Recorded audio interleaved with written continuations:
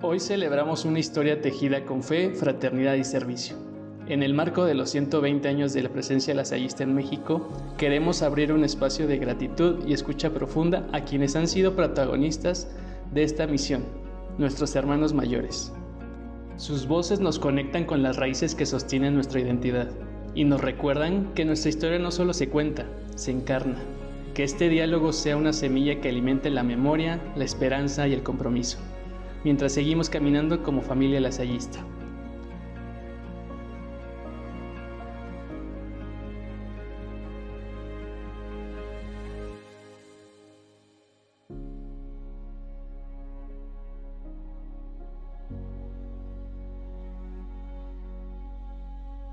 Mi nombre completo es Adalberto Aranda Ramírez, desde luego hermano de las escuelas cristianas.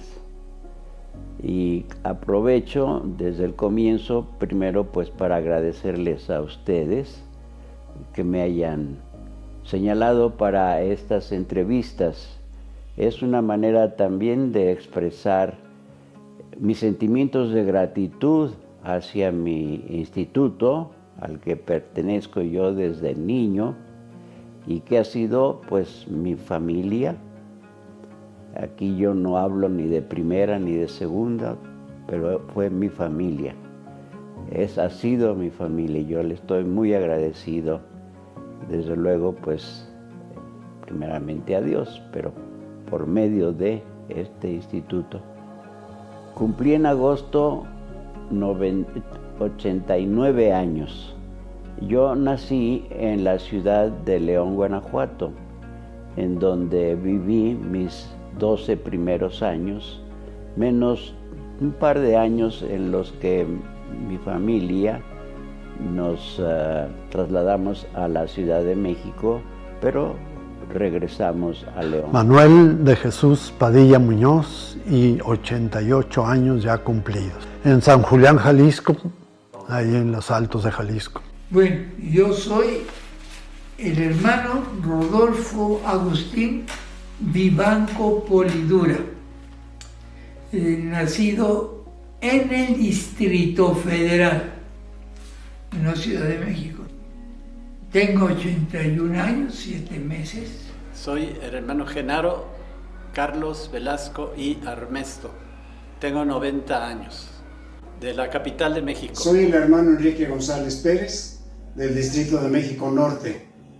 81 años de edad, originaria de Encarnación de Díaz, Jalisco. Me llamo Juan Ignacio Alba Ornelas, tengo 79 años. Nací en Lagos de Moreno, Jalisco, pero por las circunstancias de mis papás, viví en la Ciudad de México, viví en Sonora, viví 6 meses en Colorado, y ya cuando mis papás arreglaron una situación, regresamos a Lagos, a lo que había sido nuestra hacienda, y ahí entré con los hermanos. Guilevaldo Orozco García. Mi edad, 88 años y medio. Soy originario de aquí, de Guadalajara. Estudié desde la primaria en este colegio Francisco Febres Cordero. Hice la primaria y la secundaria me fui a Tlalpan, Distrito Federal, a hacer la secundaria con los hermanos en Tlalpan, México.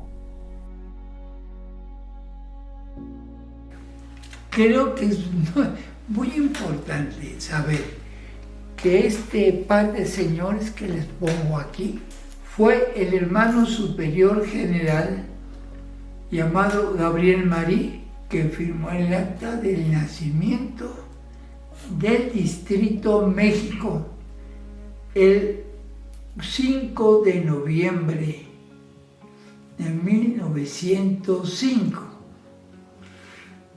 Un hermano que estuvo impulsando que esto se realizara era lo que llamábamos antes el hermano asistente, Alain Charles, que él era asistente. Así es que estos dos señores fueron claves en la fundación del Distrito México. Puebla fue la cuna del lasallismo en México. Y aquí ya se fundaron 2, 3, 4 escuelas y ya luego fueron a México. Pero esta es la parte, fundamental, ¿sí? Y luego cuando ya llegan, ¿cuántos hermanos? Como 190 hermanos en 10 años, pues esto se extendió. Y entonces Ciudad de México, a Durango, a Monterrey, a Saltillo, Monterrey, y otras partes de la República. Para que se fundara este distrito, hubo desde 1866 hubo la petición superior general de aquel tiempo, 1866.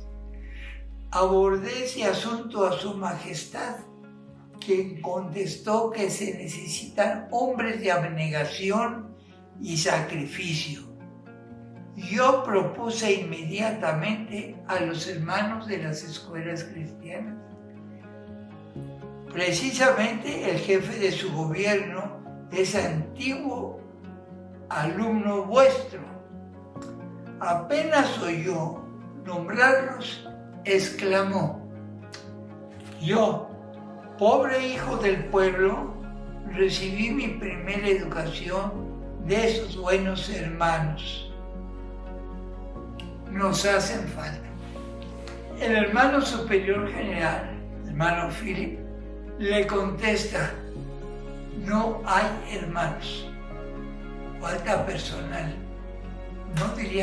No pienso que dirían hoy, pero en aquel momento que eran tantos niños, nos hacen falta hermanos. En 1881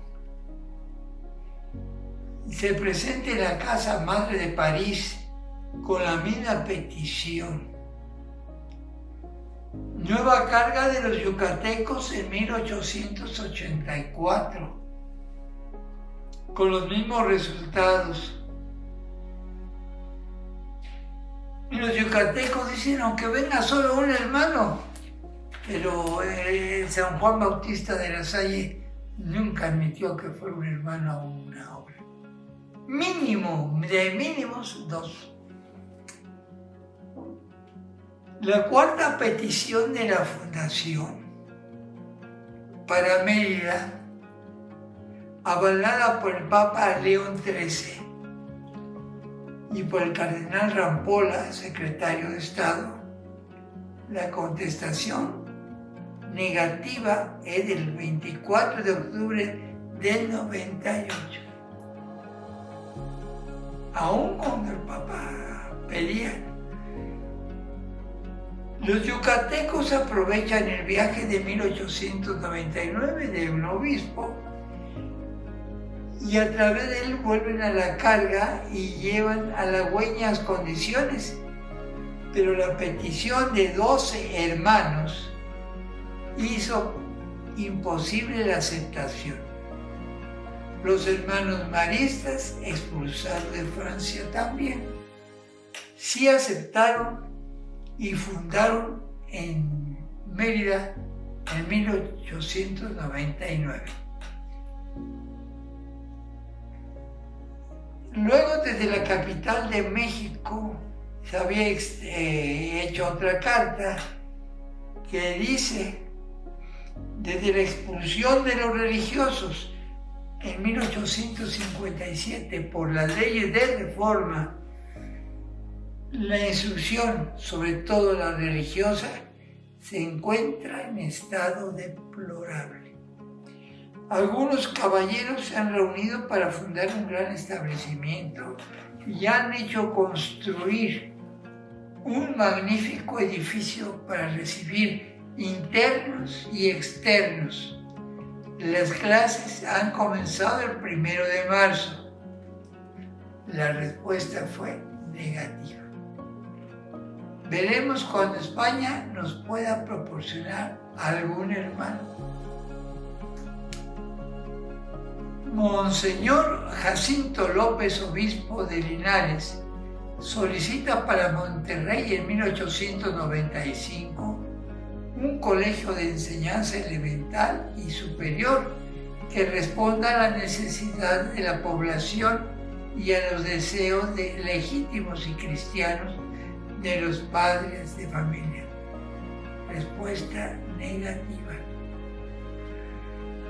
El obispo de Tehuantepec pide hermanos a su paso por París.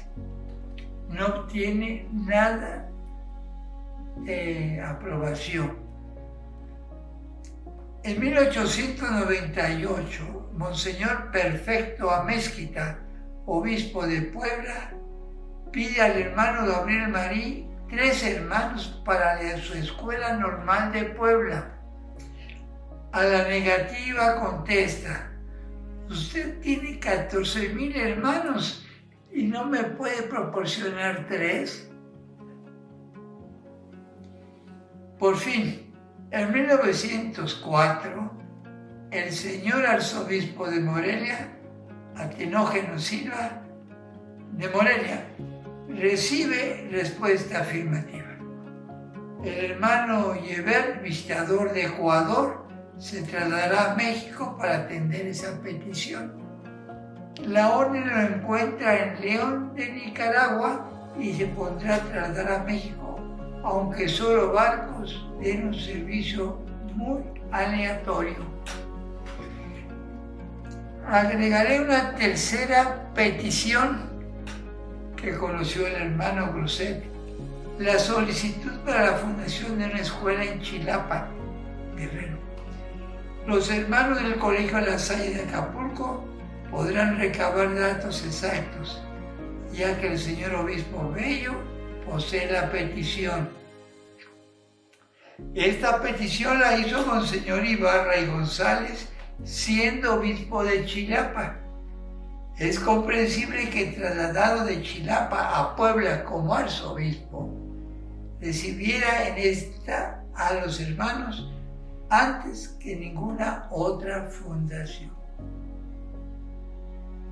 Creo que esta parte es muy importante porque habla del origen, el cómo y después de tantos años. En este aniversario que estamos conmemorando 120 años de la llegada de las sayistas a nuestra patria, tengo recuerdos muy gratos.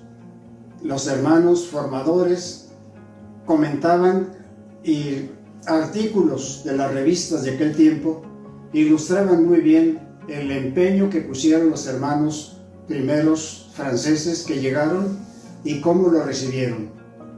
El país México estaba en una posición, dijéramos, tranquila, económicamente notable, era un desarrollo del tiempo del porfiriato. Francia estaba en convulsión, por eso expulsaron a los hermanos franceses. Dios escribe derecho con renglones torcidos. Así se expandió el lasayismo no solo en Europa, sino por muchas partes del mundo, especialmente para América Latina, donde en América solamente había en esa época hermanos en unos cuantos países como Ecuador, como en Nicaragua también ya había, y como en Canadá. Llegaron a México en diciembre de 1905 4 hermanos. Ya los estaba esperando un hermano de Alemania que estaba trabajando acá en América. Los 4 hermanos hicieron una escala saliendo de Francia, del Havre, llegaron a Nueva York y de ahí en traslado se trasladaron en otro barco, llegaron a Veracruz. Solo estuvieron en Veracruz de paso.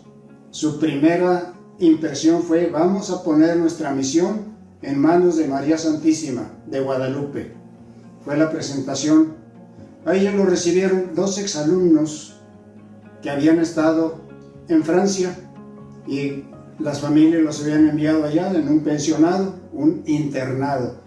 Lo recibieron ellos junto con el hermano Pedro Celestino, que era de origen alemán. En 1905 los hermanos estaban más tranquilos que después.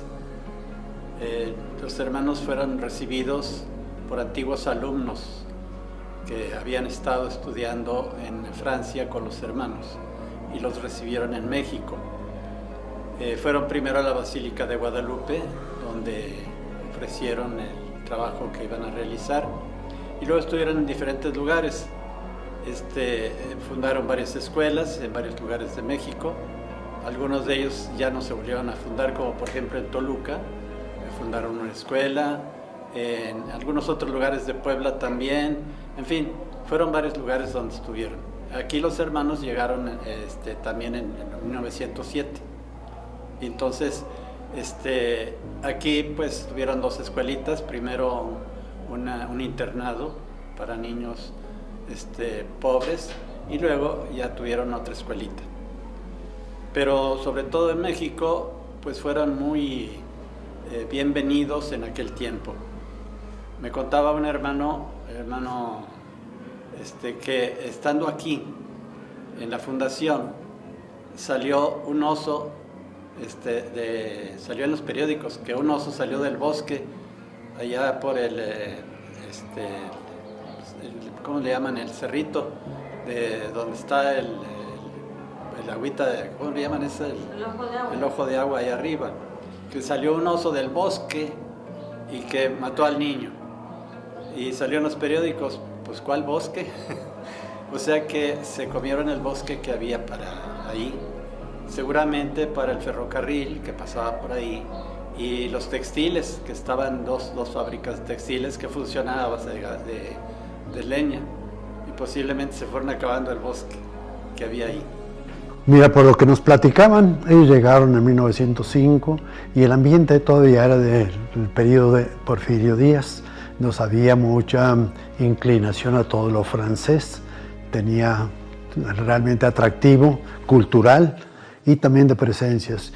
Entonces, ¿cómo fueron recibidos? Pues muy bien, ahí en Veracruz cuando llegaron, en diciembre, el 5 de la fundación del distrito, que primero llegaron. Antes había llegado un hermano que venía de Chile, el hermano Celestino, que ya les preparó la entrada. Él llegó en noviembre y los hermanos llegaron en diciembre.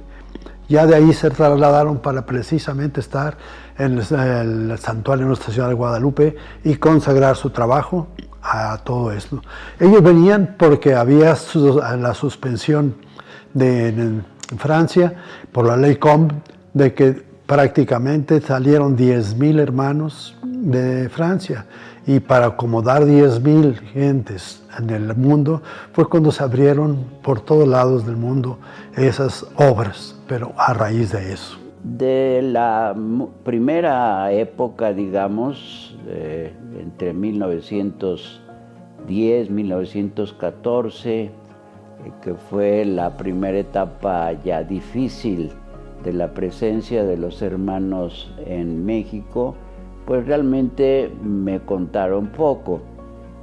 O tuve la oportunidad de hablar solamente con uno de ellos, a quien conocí yo no aquí en México, sino en Cuba, y que fue uno de los hermanos que llegaron en 1905 a México. Yo tuve la ocasión de convivir con varios de sus hermanos. Uno muy importante, que fue director aquí de Saltillo, era el hermano Cesario Boileau.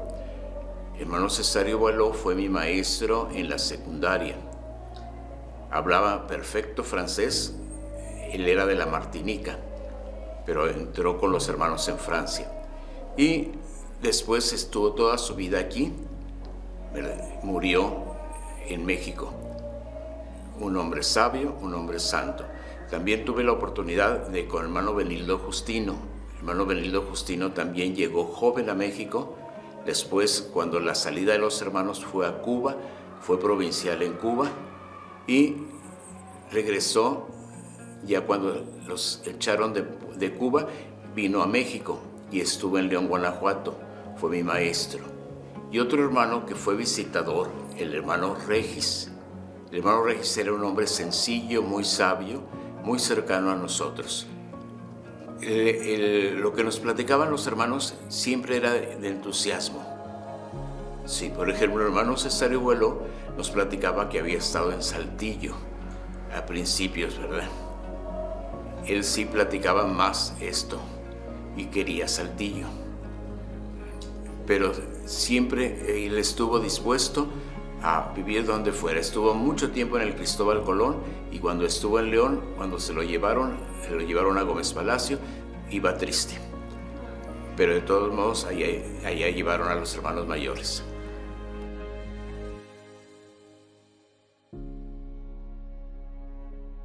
Sí, los 4 hermanos que llegaron de Francia fueron recibidos, como mencionaba, por el hermano Pedro Celestino, que solamente estuvo en la recepción y se regresó después a América del Sur, después pasó a Estados Unidos, regresó luego a Argentina y murió por allá. Y los otros 4 que llegaron, esos sí se quedaron aquí en México. Como el primer visitador fue el hermano Gebert. Estuvo también como otro de los que llegaron, un gran maestro. Uno de ellos le tocó la revolución y lo asesinaron en Zacatecas. Con la revolución, la toma de Zacatecas por el ejército de Pancho Villa, ahí murió el hermano Astruc, uno de los 4 que llegaron. Y los otros 3, fuera del hermano Antoine Claude, que sí regresó a México, y el hermano Astruc, que quedó aquí sus restos, los otros 2 regresaron a Francia. Allá murieron años Bueno, a mí después. me tocó convivir con varios de ellos, pero bueno, ya fueron de la segunda etapa, no de la primera. Fue mi director en el colegio Simón Bolívar, el hermano Munier, después el hermano Thierry, el hermano Reversa, y también estaba de coordinador el hermano River. Todos ellos muy buenas personas. Conviví con ellos después, siendo ya hermano también, estuve con el hermano Munier en la comunidad. Fue mi primer director en Puebla, el hermano Reversa, que había sido mi director en Simón Bolívar. Y también pues estuve con el hermano Lyonnais, Pierre Lyonnais, que estuvo aquí en Saltillo. Hasta hay una calle que se llama Pierre Lyonnais aquí en Saltillo. Está detrás del colegio. Allá atrás, sí. Y el otro es Monsieur Boileau, que pues la calle Boilot, como le dicen, ¿no? Pero es Boileau. Okay. Y entonces a él lo conocí mucho también.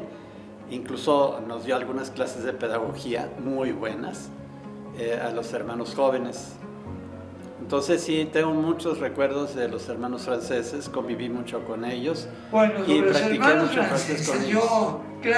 Yo no puedo decir, porque yo no vivía así, en una comunidad de hermanos franceses. Viví en una comunidad primero. El director que me recibió en el colegio Cristóbal Colón, sí, era francés.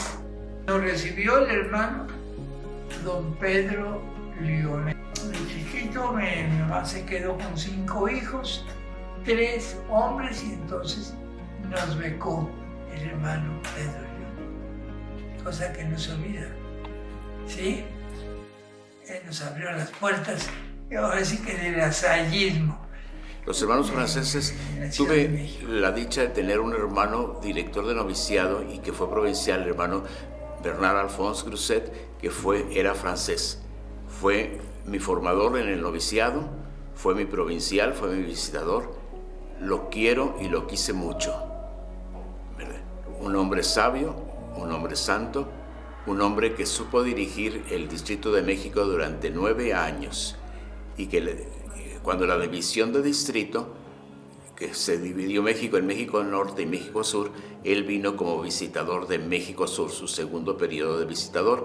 Fue cortito, fueron 3 años nada más, pero fue admirable.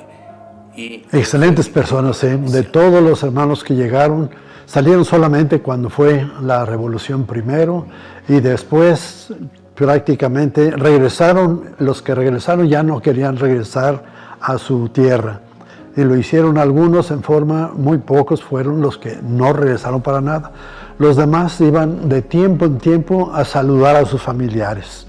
Pero excelentes personas, todos entregados, unos de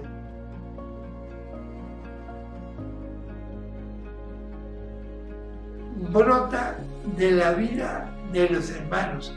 Eran 30 y tantos hermanos en el Colegio Cristóbal Colón. Digo que mi motivación fue ver la comunidad de los hermanos, que cómo se llevaban, jugaban con los otros, fútbol, espiro, voleibol, y luego como era la calle, tenían que ir del colegio a su casa.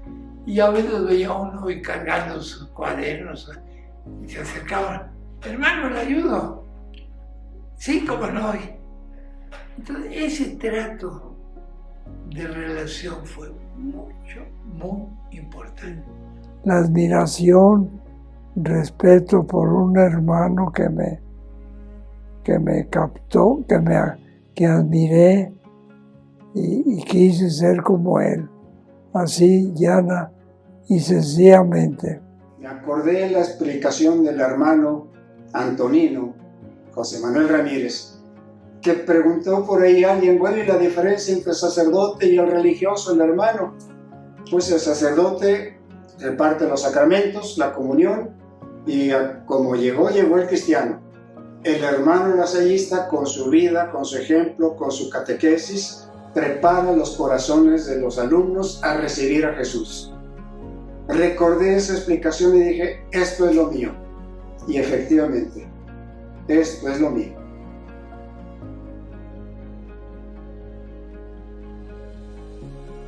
El hermano Leopoldo Angulo en León, el hermano Salvador Pérez en León, después el hermano director de noviciado y el subdirector, aunque no vacilábamos mucho, el hermano Gabriel Zarralde, que fue también director aquí, le dábamos su carrilla, pero ellos marcaron mucho. Después en el escolasticado, mi director de escolasticado, don Pedro Estudillo, mis respetos, ¿verdad?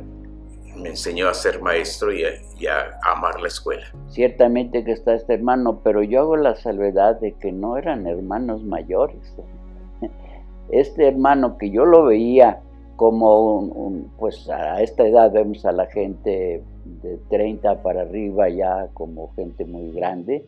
Bueno, yo veía a este hermano también ya un señor que me parecía un hombre en aquella época de 50, 60 años, pues no, era un hombre de 39, 40 años. Mira, fue tan ordinaria la vida, pero también llevaba que yo estaba feliz en el noviciado menor, sexto de primaria, primero de secundaria, segundo de secundaria, tercero de secundaria.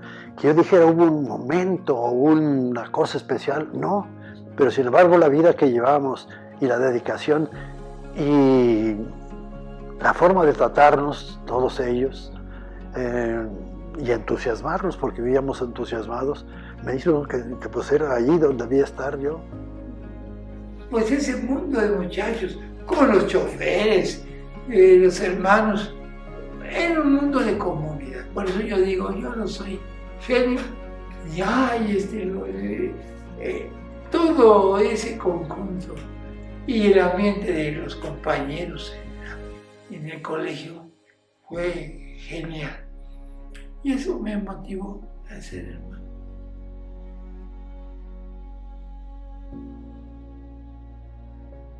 De que aquí en México la misión compartida, como llamamos, de trabajar juntos, hermanos y seglares, viene desde muy antiguo. Desde muy temprana época empezaron a contratarse o a venir a trabajar seglares junto con los hermanos. Y algunos de ellos permanecieron durante 40 y tantos años junto a los hermanos trabajando. Ha habido muchos seglares, muy buenas personas que han trabajado muy bien en nuestros colegios. En todos ha habido siempre seglares muy notables que se volvieron realmente lasallistas, sin serlo, ¿no? Oficialmente, pero fueron verdaderos lasallistas. Como la maestra Griselda, el profesor Villalobos, por ejemplo. Al profesor Roberto Garza Zambrano en Matamoros, la maestra Arrece. Fue el contador José Luis Villar, Alfredo Harp Elú. Tapachula, allá en el sur, con el padre Nieto. Y un maestro, mis respetos para don Fidel Méndez, ideal, ¿verdad? También un ejemplo. Y vienen más, pero sería prolijo enumerar más.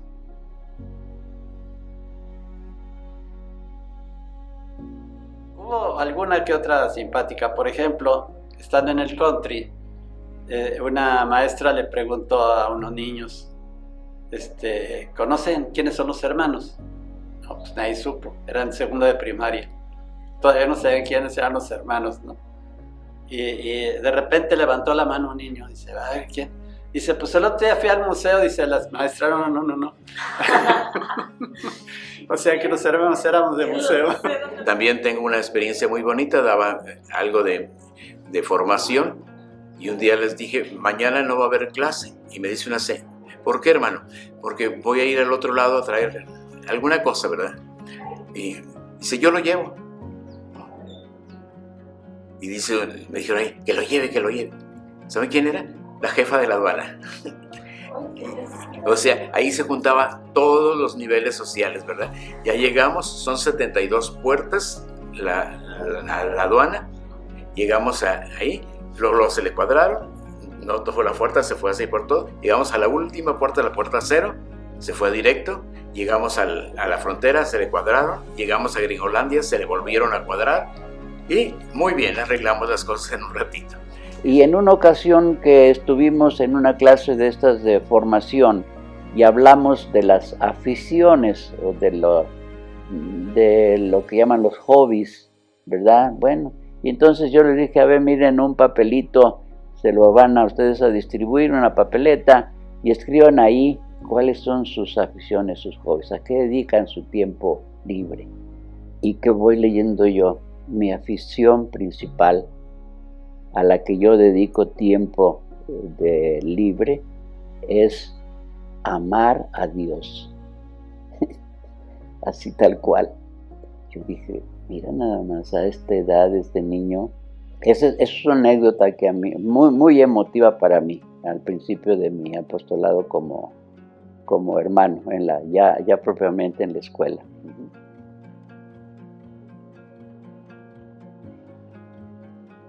En Acapulco tuve la oportunidad de trabajar con una persona que se llamaba Fidel Méndez, ya murió. Este hombre había sido seminarista y fue a Acapulco y fue padre de muchos de los muchachos que, aunque tenían padre y madre, no les hacían caso. Entonces él se les acercaba, les hablaba, les decía, les tornaba, ¿verdad?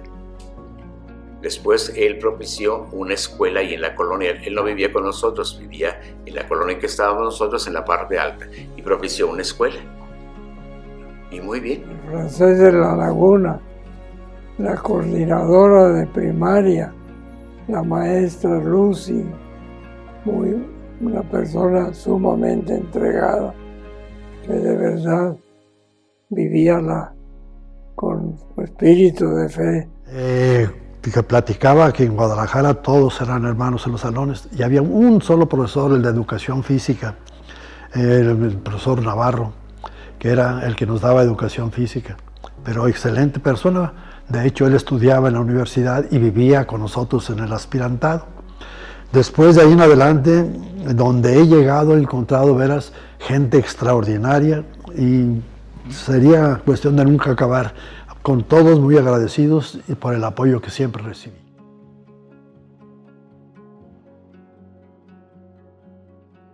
Siento yo que claro que hemos tenido influencia.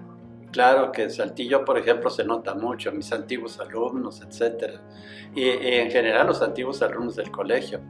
Algunos que son de la primera etapa, que quieren muchísimo el colegio, pues está, por ejemplo, Catón, por decir alguien. Y para mí la educación es relación con el alumno. Y en la medida que nuestras relaciones con los alumnos son primeramente relaciones inspiradas en nuestro compromiso de educar como una vocación a la que hemos sido llamados por Dios, como nos lo señala Juan Bautista de la Salle, firmeza de padre y ternura de madre. Esta combinación es precisamente debe ser la característica de esta relación fraterna, de esta pedagogía fraterna de cercanía a los alumnos. A lo largo de estos años, 120 años, el lasallismo ha tenido que evolucionar como toda sociedad, como todo grupo humano, y pues de la mano de Dios, buscando lo mejor para nuestros destinatarios, que son nuestros alumnos, desde preescolar, educación formal, hasta universitaria, o educación no formal. ¿Por qué los hermanos han vivido 120 años en México? Y ahí la respuesta es muy clara. Los hermanos han permanecido porque fueron dando respuesta a las necesidades de los niños, de los jóvenes, de los adolescentes. Entonces, no llegaron y cerraron y nosotros somos, no. ¿Qué necesidades tienen los muchachos?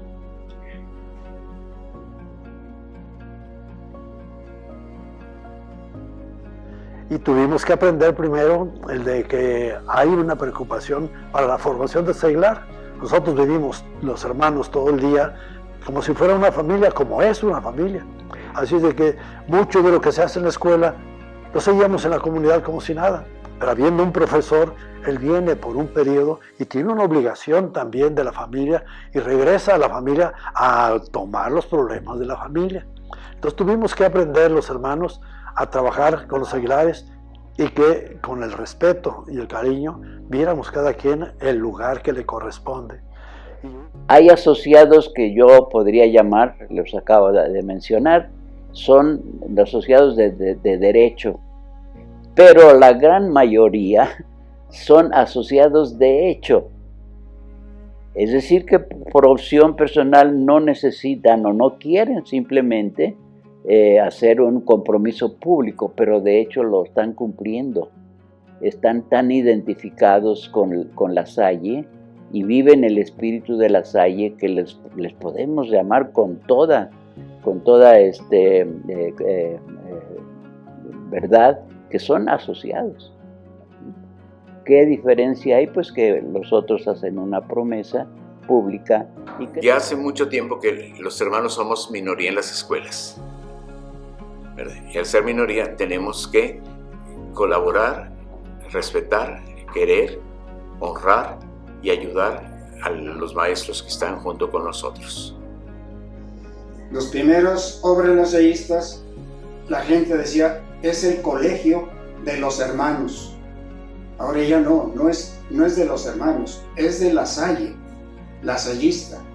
Los hermanos no somos los destinatarios y los depositarios únicos del carisma. Cierto que en esencia tenemos que ser memoria, corazón y vida, pero no somos los únicos. Hay lasallistas en todas las situaciones, estados sociales. Entonces, los valores del lasallismo, los valores cristianos, son abiertos a todo mundo. Es una de las riquezas del lasallismo hoy.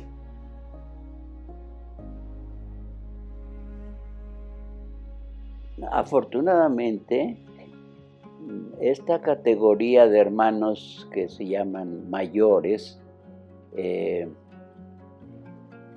yo diría que la gran mayoría están todavía trabajando, activos en las instituciones.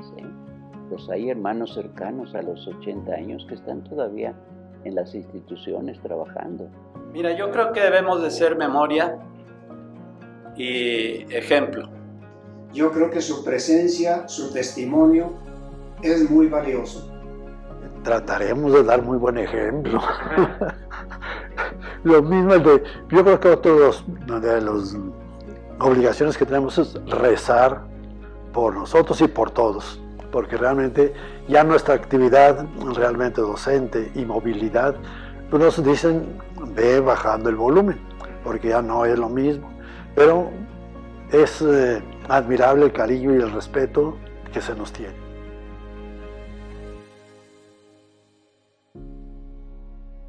Primeramente a los hermanos de menos edad, a los jóvenes, repetirles con insistencia que tengan esperanza, es más, que sea una esperanza activa. Ellos están construyendo una nueva era de aquí, hablando de México, de México y de Antillas también, están construyendo una que depende de ellos. Es decir, que no transmitan la responsabilidad a otros, es de ellos. Ellos son los que van a ser, estos hermanos jóvenes, y algunos de ellos ya lo son, pues los dirigentes, los animadores, los que conducen la obra lasallista en México. Entonces que confíen mucho en que esto va a continuar, tiene que continuar. Al otro grupo de nuestros asociados, colaboradores, que comparten con nosotros la misión, bueno, yo también les diría lo mismo, que tengan mucha esperanza para que los necesitamos, que la misión los necesita, y que los siga motivando esa esperanza de que la educación en la que están ellos contribuyendo junto con los hermanos en nuestras instituciones lasallistas es la solución, es lo que de raíz va a renovar las cosas en nuestro país, la educación así tal cual. Y entonces una de las vespertinas me hizo una pregunta muy chistosa, ¿no? Me dijo, si usted ahorita pudiera verse cuando niño que iba a entrar con los hermanos, ¿qué le hubiera dicho a usted mismo, no? Yo no la pensé, le dije, vale la pena, no te rajes. Sean valientes en superarse, sean valientes en ser buenos alumnos, sean valientes en ser buenos hijos, en colaborar y formar la familia. Y yo les invito, si hay alguno que tiene la idea o que siente que el Señor le llama, sea valiente y que venga. No se va a arrepentir. Pues yo creo que es exactamente que se enamoraran de lo que están haciendo. No siempre es fácil, tiene sus dificultades todo, la docencia y la vida en comunidad y todo. Pero hay que vivirlo de veras con intensidad. Por algo Dios nos puso ahí y nosotros dimos una respuesta voluntaria. Nadie nos llevó a fuerza ni a punta de pistola. Pues que tengan mucho entusiasmo en su misión, que se entusiasmen, que crean que están haciendo una labor de iglesia, no solamente un trabajo, que están formando personas. Que lo veamos con entusiasmo.